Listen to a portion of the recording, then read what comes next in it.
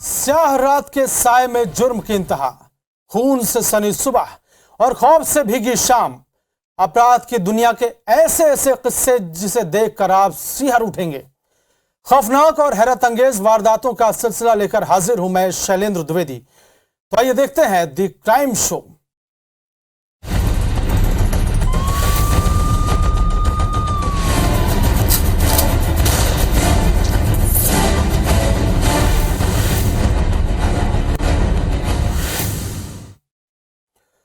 वो दोनों बाप बेटे लोगों को लिफ्ट बनाने का काम करते थे, लेकिन एक दिन उनकी जिंदगी में दो ऐसे बाप बेटे तूफान बनकर आए जिन्होंने उनकी जिंदगी तबाह कर दी। उनकी दरिंदगी और हैवानियत की आंधी में बाप की जिंदगी उड़ गई और अधमरा होकर बेटा भी कहीं का नहीं रहा। रायपुर में हुई सनसनीखेज वारदात ने हर किसी को सन्न कर दिया।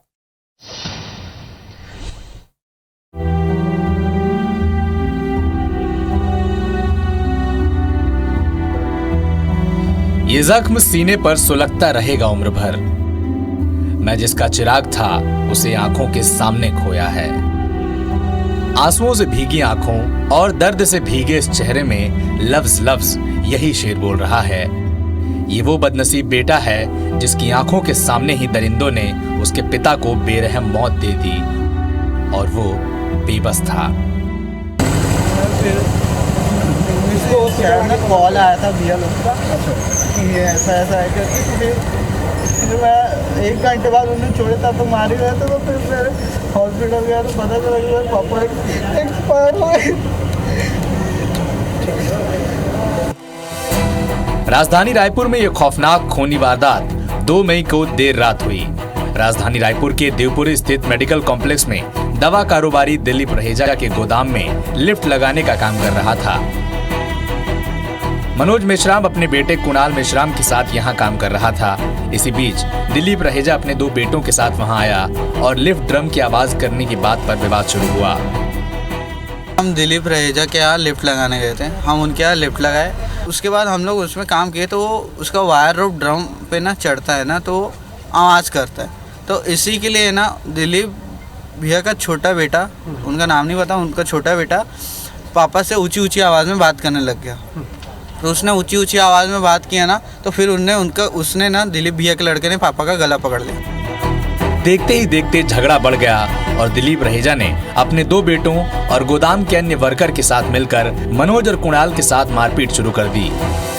हमले में मनोज लड़खड़ा कर गिरा और उसकी सांसें थम गई, लेकिन पैसों की ताकत में मगरूर कारोबारी ने बाप बेटों की बेरहम पिटाई जारी रखी। ज़्यादा विवाद होने वाला था तो पापा बाहर निकल गए तो उनने उनको एक झापड़ मारा। अच्छा। दिलीप जी के छोटे बेटे ने। हाँ। तो वो वहीं पे ऑन द स्पॉट गिर गए थे। तो वो गिरे, मैं उनके पल्स चेक करने गया था तो फिर वो उनकी पल्स नहीं चल रही थी तो उनने बोला कि तू झूठ बोल रहा है करके उनको और मारे। उन लोगों ने, बहुत लोगों ने मिलकर मारा। बेबस बेटे कुणाल मेश्राम के सामने उसके बाप मनोज मेश्राम ने दम तोड़ दिया, लेकिन इसके बाद भी कारोबारी बेटों की हैवानियत नहीं थमी। वो रोता रहा, चीखता रहा, जिंदगी की भीख मांगता रहा। लेकिन मनोज को मार डालने के बाद कुणाल को गोदाम के अंदर शटर बंद कर बंधक बना लिया और करीब 1 घंटे तक उसे पीटते रहे। इनको हॉस्पिटल लेके जाने दो बोला मैंने, तो फिर वो हॉस्पिटल लेके गए। तो फिर उसके बाद मैंने ही बोला तो फिर चढ़ाए उनने पापा की गाड़ी में, हॉस्पिटल लेके गए। फिर उसके बाद उनने मेरे को शटर, उनके कॉम्प्लेक्स में शटर के अंदर बंद करके उनने 1 घंटा मेरे को बहुत मारा।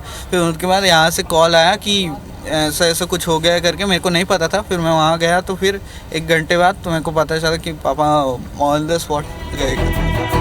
दिलीप रहेजा के 2 बेटों और 4-5 वर्कर्स पर आरोप है कि उन्होंने मिलकर बाप बेटों को मारा पीटा और फिर मनोज की हत्या की और उसकी लाश गाड़ी में भरकर अस्पताल भिजवा दी। मामला बढ़ा तो घायल कुणाल को भी अस्पताल ले जाकर छोड़ दिया, लेकिन तब तक कुणाल के सिर से उसके पिता का साया उठ चुका था। तो मनोज भाई का बेटे को वो लोग बंधक ही बना के वहीं रखे थे। हाँ, जब कुणाल को। उसके बाद जब मैं बोला ना उनको हॉस्पिटल भेजो, डॉक्टर साहब बोले उनको बुलाओ। उसके बाद उनके ड्राइवर आके छोड़ के गया है। मैं और उनका एक ड्राइवर था, वो लोग भेज दिए थे उनके साथ। वो लोग सब भाग गए थे। हाँ, फिर भाग गए नहीं थे, उधर ही थे वो। उसके इनके लड़के को अंदर कर लेते हो। तो उन्होंने इतना भी नहीं सोचा कि इनको अस्पताल पहुंचाया जाए कि आप लोगों ने मदद मांगी? नहीं नहीं, वो नीचे गिरने के बाद भी उनको मार दिया था। उनका कॉल आया उनके वर्कर का कि मनोज भैया को मारा गया है और इनको एमएमआई में एडमिट किया गया करके। तो मैंने इनके वर्कर से पूछा क्या हालत है करके, तो वो सर कुछ बता नहीं पाया। तो हम लोग तुरंत वहाँ पे आनंद फानंद में हॉस्पिटल पहुँचे तो हमको पता चला कि मनोज मेश्राम नहीं रहे। रात करीब 8:30 बजे मनोज मेश्राम की हत्या हुई, लेकिन एडिशनल एसपी को फोन कराने के बाद इलाके के टीआई रात 12 बजे अस्पताल पहुंचे। आरोप ये भी लग रहे हैं कि पुलिस आरोपी कारोबारी को बचाने का प्रयास कर रही है, इसीलिए कुणाल के सिर, कमर, पैर, पीठ पर जख्म के निशान होने के बावजूद 15 घंटे तक मुलाहिजा नहीं कराया गया। रात भर आरोपियों का मोबाइल चालू रहा, लेकिन पुलिस ने गिरफ्तार नहीं किया। गुस्साए लोगों ने प्रदर्शन शुरू कर दिया और पुलिस की कार्रवाई पर सवाल उठाते हुए उसके खिलाफ मुर्दाबाद के नारे भी लगाए। मनोज भाई का तो चलो एक्सपायर हो गया, उनके लड़के को इतना मारपीट किए हैं, अभी तक इनके ना तो डॉक्टरी मुलाजा कराया है, ना किसी प्रकार की प्राथमिक दर्ज अभी पुलिस द्वारा किया गया नहीं गया। मतलब पूर्ण रूप से पैसे के दम पर पुलिस प्रशासन रहे परिवार को बचाने की कोशिश कर रही है। और एड्रेस नहीं मिल रहा है सर। किसी गरीब का बच्चा होता अभी तक उसका माँ बाप परिवार को उठा के लाके अभी तक पकड़ा जाता भी, लेकिन अभी तक कोई कार्रवाई नहीं हो रही है। पुलिस कुछ नहीं कर सकती है, पुलिस की हिम्मत नहीं। पुलिस रात को अभी तक अंदर हो जाना चाहिए था। नामी गिरामी आदमी को अब अंदर नहीं कर पा रहे। कोई गरीब के घर का आदमी रहेगा तो अभी तक मुलाजा नहीं हुआ। 11-12 घंटे बीत चुके, अभी तक कोई मुलाजा नहीं हुआ। केवल एक आरोपी की गिरफ्तारी हुई है और जल्द से जल्द सभी आरोपियों की गिरफ्तारी हो और उनके सख्त से सख्त सजा मिले। दबाव में रायपुर पुलिस ने एफआईआर तो लिखी, मगर उसमें अपहरण, बंधक बनाने और हत्या का प्रयास जैसे जुर्म की धाराएं नहीं लगाई। एक आरोपी को गिरफ्तार किया, लेकिन हत्या के असली गुनहगार बाप बेटे के गिरेबान से पुलिस के हाथ अब तक दूर हैं। सवाल उठने पर पुलिस के पास भी दलीलों की कोई कमी नहीं है। जो हत्या हुई थी इसमें माना थाने में हत्या का अपराध दर्ज है। SC/ST एक्ट भी इसमें जुड़ा हुआ है। उसमें मुख्य रूप से 3 आरोपी हैं और उन 3 आरोपी में से मतलब एक पिता और उसके 2 बेटे, तीनों मिलकर के इन्होंने हत्या करी थी। खुद की कार्रवाई पर सवाल उठाने वालों को पुलिस कह रही है कि प्रारंभिक तौर पर एफआईआर दर्ज कर जांच की जा रही है। सभी आरोपियों की गिरफ्तारी और जांच के बाद धाराएं बढ़ाई भी जा सकती हैं। साथ ही इस मामले में कोई भी इन्वॉल्व है तो उसे भी गिरफ्तार कर लिया जाएगा।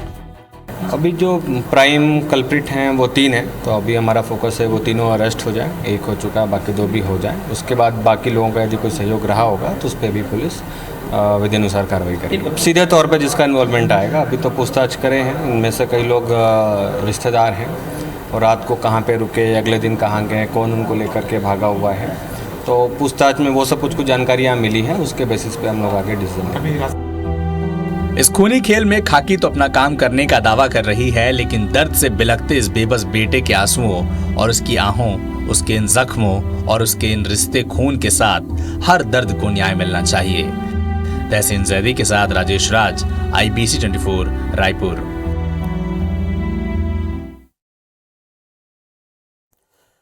दो भाई अपनी अपनी बीवियों के साथ एक साथ रहते थे। दोनों ही भाई अंगूर की बेटी के भी शौकीन थे। जब भी जी चाहता दोनों जाम टकराते थे। लेकिन रगों में जब खून के साथ मिलकर शराब दौड़ती है तो फिर कहां रहता है रिश्तेदारी का होश और कहां रहती है कोई मर्यादा। ऐसा ही एक दिन उस घर में भी हुआ जब जेठ ने बहू की साड़ी का आंचल खींच लिया। फिर तो जुर्म ही होना था।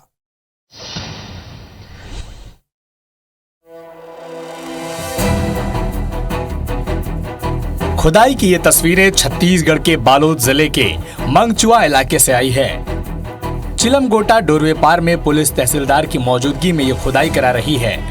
दरअसल पुलिस को तलाश है एक लाश की। उसे ये लाश कुछ ही देर की खुदाई के बाद मिल जाती है।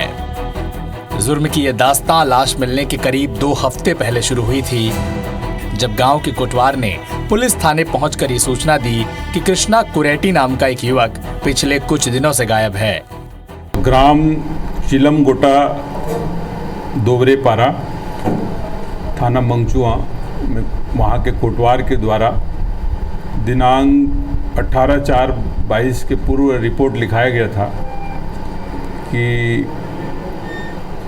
वहाँ पर गोविंद कुरेटी और कृष्णा कुरेटी ये 2 भाई रहते हैं। कृष्णा कुरेटी कुछ दिनों से गांव में दिखाई नहीं दे रहा है, जिसकी सूचना पर थाना मंगचुआ में गुम इंसान कायम किया गया था। पुलिस ने गुमशुदगी दर्ज करने के बाद जांच शुरू की।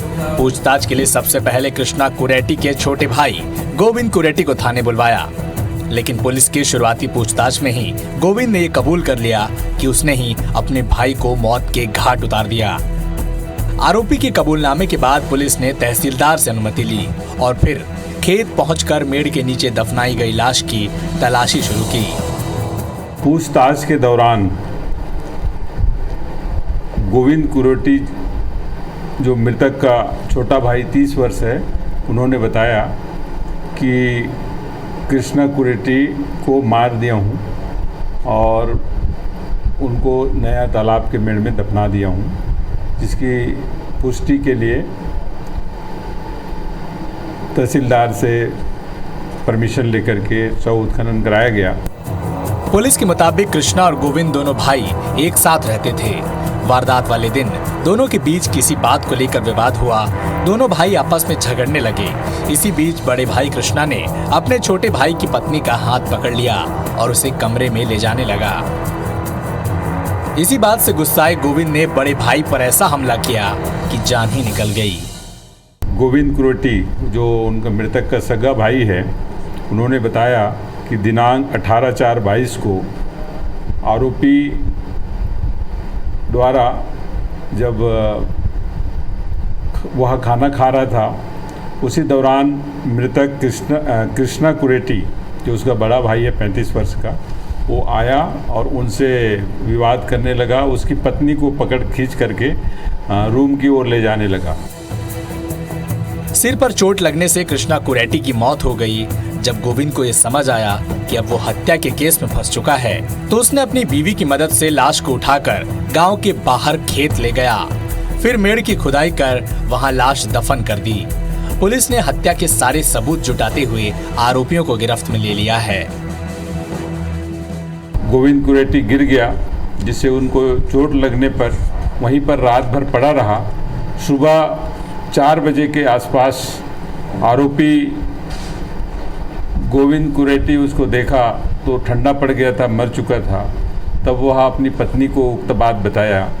पत्नी से मदद मांगा कि इसको कंधे में उठाने में मदद करो। फिर उनके मदद से आरोपी उसको उठा करके ले गया और ग्राम के पास नया तालाब बन रहा था, उनके मोहल्ले के पास, वहाँ पर मेड़ में उसको फावड़ा से दफना करके दबा दिया। भाइयों के बीच जरा सी बात बड़े जुर्म का सबब बन गई। खूनी पाप के बाद पति पत्नी अब सारी उम्र सलाखों के पीछे रहेंगे और शायद यही सोचेंगे कि जुर्म से भीगी वो रात उनकी जिंदगी में आई ही क्यों। मोहनदास मानिकपुरी, IBC 24, बालोद। एक अनोखी शादी जिसके स्क्रिप्ट तो लिखी गई उसी क्लासिक ढंग से जैसे कि हर शादी की लिखी जाती है। अरमानों का सेहरा सजा, लाव लश्कर के साथ साथ बारात भी निकली, हनीमून के सपने सजे, पर मंडप में क्लाइमैक्स कुछ ऐसा था कि दूल्हा दिन में तारे गिनने को मजबूर हुआ। वहीं बैंड और बाराती नागिन धुन पर थिरकने से महरूम रह गए। वजह जानकर आप भी रह जाएंगे हैरान।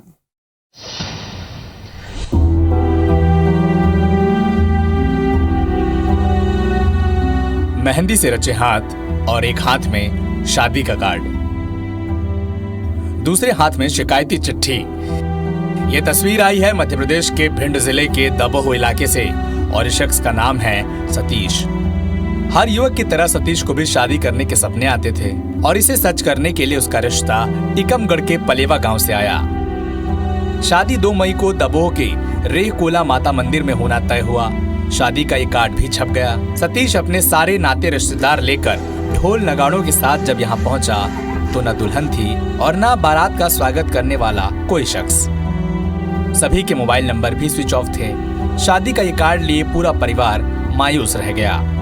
जो दर्शनाभिलाषी थे वो दर्शन के अभिलाषी ही रह गए। न तो ईश्वर की अनुकंपा हुई और न ही असीम आशीर्वाद की प्राप्ति। प्रीति भोज और आशीर्वाद के लिए जिस स्थल का नाम लिखा था वहाँ सन्नाटा पसरा था। और ये इनसे हमारा सालिग्राम से संपर्क हो गया इन्होंने कहा हमें इतने रुपए दो, 5 लाख रुपए दो और मैं तुम्हारी शादी करा। और वहाँ पर मैं रेगुला माता से हमारा प्रोग्राम रखा है, मैं यहाँ से बारात लेके गया तो वहाँ पर कोई दुल्हन कोई मिली नहीं। उसी दिन से इन्होंने मोबाइल स्विच ऑफ कर लिया, इनका ना पता है। 2 तारीख को इनको शादी का तय हुआ था और सतीश बर्थडे अपने परिवार के साथ में बारात लेके रेकुला माता मंदिर आ चुके थे। जब लड़की और लड़की के परिजन वहाँ पर उपस्थित नहीं हुए तो उनके द्वारा शालिग्राम दुबे संपर्क किया गया। शालिग्राम द्वारा बताया गया कि लड़की के जीजाजी लेके कहीं चले गए, हम तलाश कर रहे हैं, और बाद में उनके द्वारा फ़ोन बंद कर लिया गया।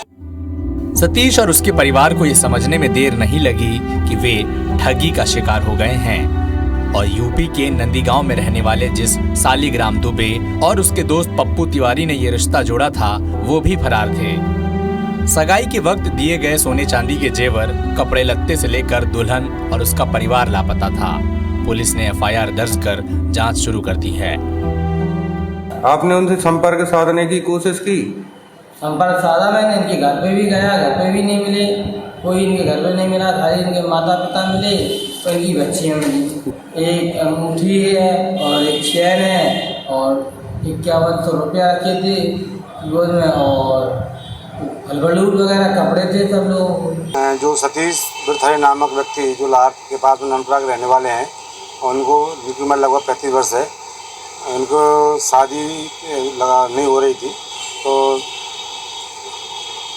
शालिग्राम दुबे द्वारा इनको शादी का झांसा देकर इनसे लगातार पैसे वसूल किए जा रहे थे। इन सबके द्वारा लगभग 2 से 2.5 लाख रुपए उनसे शादी के नाम पर वसूल कर लिए गए हैं और भाग गए हैं। आरोपियों के खिलाफ 420 का मामला पंजीकृत कर लिया गया है और उनकी तलाश की जा रही है। सगाई छलावा निकली और शादी सपना ही रह गया। हाथों की मेहंदी बेमानी लग रही है और उसमें फरेब और ठगी के रंग घुल गए हैं। इस दूल्हे के साथ ये बात सबको बहुत बाद में समझ में आई कि बंटी की रचाई शादी में दुल्हन का तो नाम ही बबली, और वो बबली थी, वो बबली है और बबली ही रहेगी। लेकिन अफसोस सतीश बंटी नहीं बन पाया। दिलीप सोनी, IBC 24, भिंड।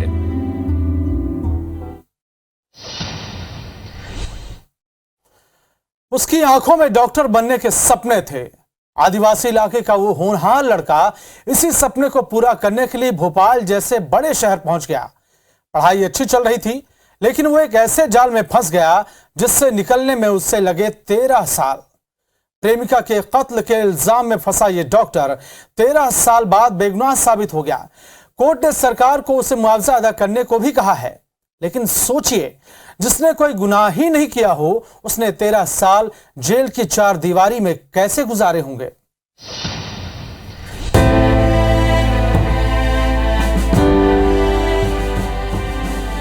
जेल की 4 दीवारी में 13 साल, झूठे इल्जाम के 13 साल, जिल्लत के 13 साल, नाइंसाफी का मिलेगा मुआवजा। क्या होगी 13 सालों की भरपाई? कहते हैं देर से मिला इंसाफ भी नाइंसाफी के बराबर होता है। ऐसा ही कुछ हुआ बालाघाट जिले के मलाज खंड के रहने वाले डॉक्टर चंद्रेश मरसकोले के साथ। चंद्रेश को 4 मई को जबलपुर हाई कोर्ट ने हत्या के आरोप से बरी किया है। चंद्रेश ने अपनी प्रेमिका श्रुति हिल की हत्या के आरोप में पूरे 13 साल जेल की 4 दीवारी में गुजारे हैं। लेकिन 13 साल बाद हाई कोर्ट ने न सिर्फ चंद्रेश को बेगुनाह माना, बल्कि पुलिस की लापरवाही पर सरकार को फटकार लगाते हुए चंद्रेश को 42 लाख का मुआवजा देने को भी कहा है। इस पर भोपाल पुलिस का कहना है कि जो भी कोर्ट का फैसला होगा उस पर कानूनी राय लेकर अगली कार्रवाई की जाएगी। हाई कोर्ट के फैसले का अध्ययन अभी मैंने नहीं किया है, परंतु जो भी न्यायालय का फैसला होगा उसमें हम आवश्यक लीगल ओपिनियन ले करके उसमें अग्रिम कार्रवाई करेंगे। और निश्चित ही अगर उसमें अगर कोई स्पेसिफिक इंस्ट्रक्शंस हैं जिनको हमें फॉलो करना है उसकी तामीली की जाएगी। आदिवासी इलाके से डॉक्टर बनने का सपना लेकर भोपाल आए डॉक्टर चंद्रेश की जिंदगी गर्दिश में तब आई जब वो गांधी मेडिकल कॉलेज में MBBS फाइनल ईयर की पढ़ाई कर रहे थे। 20 अगस्त 2008 को डॉक्टर चंद्रेश के जूनियर डॉक्टर हेमंत वर्मा ने पुलिस को किसी अनहोनी की आशंका जताते हुए बताया था कि चंद्रेश उनकी कार लेकर गया है। पुलिस ने जांच शुरू की और 13 अगस्त को पचमढ़ी में श्रुति का शव बरामद किया। इसके अगले दिन पुलिस ने चंद्रेश को अरेस्ट कर लिया। भोपाल कोर्ट ने 31 जुलाई 2009 को डॉक्टर चंद्रेश को उम्र कैद की सजा सुनाई, जिसे उन्होंने हाईकोर्ट में चुनौती दी थी। यमुना घाटी पचमढ़ी में एक लाश मिली थी। उसके बाद पुलिस ने जांच प्रारंभ की थी और उस जांच में इसको प्रारंभिक तौर पर दोषी मानते हुए इसके खिलाफ प्रकरण दर्ज किया था और इसके बाद जो जांच में चालान प्रस्तुत हुआ, उसके बाद माननीय भोपाल जो न्यायालय है, जिला एवं सत्र न्यायालय, वहाँ पर इसका प्रकरण चला और इसको वहाँ पे दंडित कर दिया गया था। उसके बाद यहाँ पे माननीय उच्च न्यायालय में अपील आई थी। अपील पर सुनवाई करते हुए हाईकोर्ट ने पाया कि पुलिस ने जानबूझकर डॉक्टर चंद्रेश को हत्या के झूठे केस में फंसाया और जो असली अपराधी हो सकते थे उन्हें ही अभियोजन पक्ष का गवाह बनाकर बचाने का काम किया, क्योंकि इससे पहले तक हेमंत का जो ड्राइवर राम प्रसाद चंद्रेश को श्रुति की लाश बिस्तर में लपेटकर गाड़ी में रखते और देनवा घाटी से फेंकते हुए देखना बता रहा था, वो भी कोर्ट में अपने बयान से पलट गया। इस पर कोर्ट ने कहा कि पुलिस ने डॉक्टर हेमंत और उसके ड्राइवर के बयानों की सत्यता की जांच ही नहीं की। इसी आधार पर कोर्ट ने अपना फैसला सुनाया। पाया गया कि जो केस था उसमें प्रत्यक्ष साक्ष्य नहीं था, पारिस्थितिक जन्य साक्ष्य थे, लेकिन वो भी साक्ष्य जो था वो भी किसी तरीके से उस दोष को प्रमाणित करने के लिए पर्याप्त नहीं था, जिसके आधार पर माननीय उच्च न्यायालय द्वारा वो निर्णय पारित किया गया है और उसमें उसको दोषमुक्त घोषित करते हुए और उसको लगभग आदेश में 42 लाख रुपए का मुआवजा देने का भी आदेश पारित किया है। हाई कोर्ट ने भोपाल रेंज के तत्कालीन आईजी शैलेंद्र श्रीवास्तव की भूमिका पर भी सवाल खड़े किए, क्योंकि डॉक्टर हेमंत और शैलेंद्र श्रीवास्तव के बीच अच्छे संबंध थे, लिहाजा हेमंत ने इसी रसूख का इस्तेमाल किया। अब हाईकोर्ट के फैसले के बाद पुलिस पर हत्या के असल गुनहगारों तक पहुंचने का दबाव बढ़ गया है। कुछ जो फिजिकल एविडेंस जो भी कलेक्ट हुए होंगे उनकी लैब रिपोर्ट या तो प्राप्त हो चुकी होंगी और जो फिजिकल एविडेंस होगा वो अभी कोर्ट की कस्टडी में रखा होगा। तो उसके आधार पर जो भी संभव है और इसमें हम एक बार आवश्यक जो वैधानिक सलाह है वो ले करके अग्रिम कार्रवाई करेंगे। सिस्टम की लापरवाही और इंसाफ में देरी किसी की जिंदगी को किस कदर तबाह कर सकती है, डॉक्टर चंद्रेश इसकी जीती जागती वानगी है। डॉक्टर चंद्रेश भले ही कत्ल के आरोप से बरी कर दिए गए हों, उन्हें भले ही मुआवजा मिल जाए, लेकिन उन 4740 दिनों के आगे ये मुआवजा कुछ भी नहीं जो उन्होंने झूठे इल्जाम के लिए जेल में गुजारे। जबलपुर से विजेंद्र पांडे के साथ सत्येंद्र सिंह भदौरिया, IBC 24 भोपाल।